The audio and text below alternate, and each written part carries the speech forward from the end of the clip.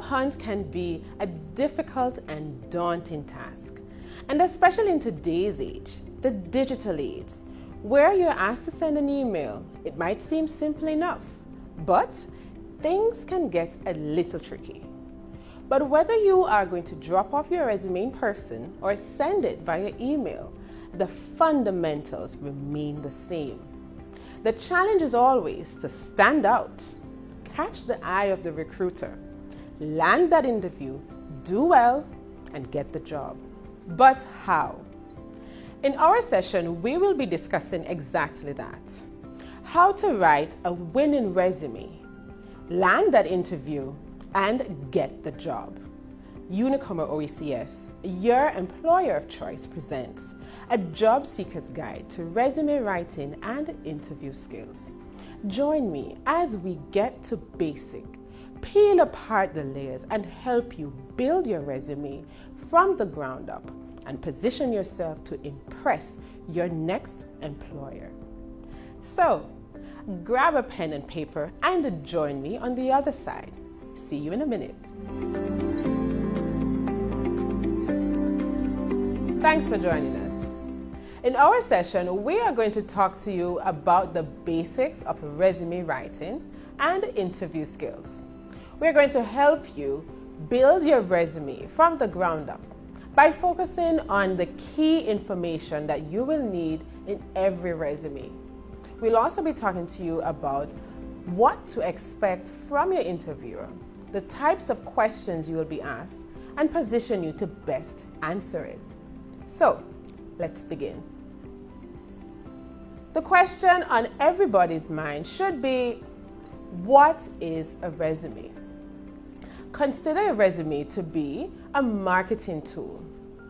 It allows for you to get your foot in the door, and you are the product.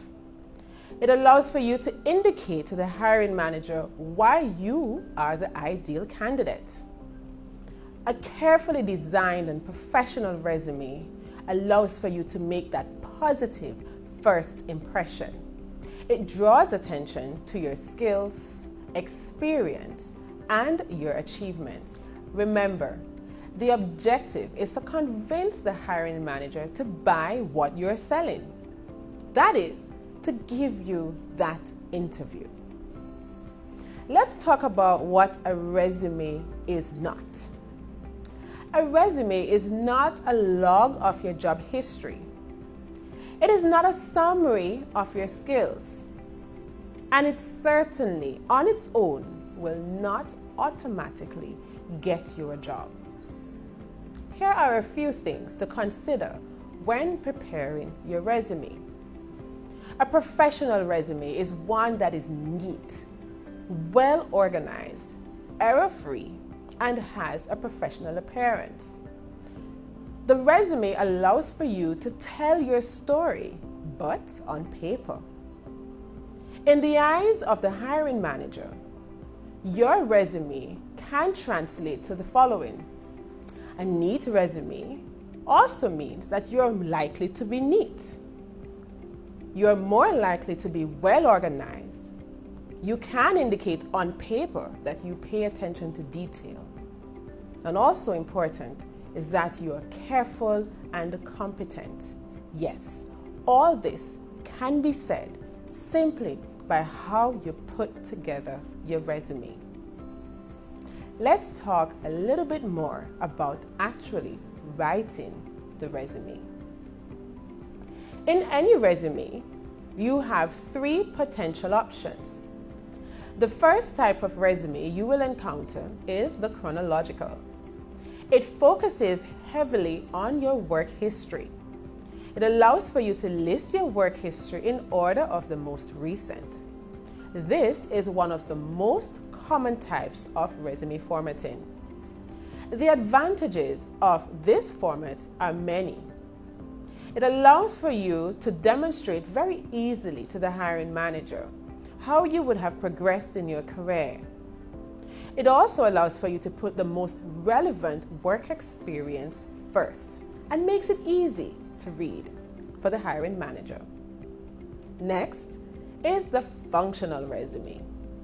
This one focuses more heavily on the relevant professional experience. Typically, this resume will have an expanded area that speaks to the relevant skills that you would have possessed. It allows for you to group your experience under skill categories as opposed to job titles. Persons often use this when they're changing roles or changing industries, as well as when there is a sizable gap in the work history. The third is the combination, and that provides for a balanced mix of the useful elements of the chronological and functional resume formats. It focuses on your skills, just as a functional resume would allow, but also provides room for you to include details of your work history, just in the same way that a chronological resume would allow for. This is used when you want to highlight your technical skills that you would have developed over a long and a specialized career. It's also very useful when you want to highlight your transferable skills with the full details of your work history outlined. So, to recap, 3 types of resume: chronological, functional, and combination. Regardless, though, of the type of resume format that you choose, there are a few resume must-haves. The first is the objective.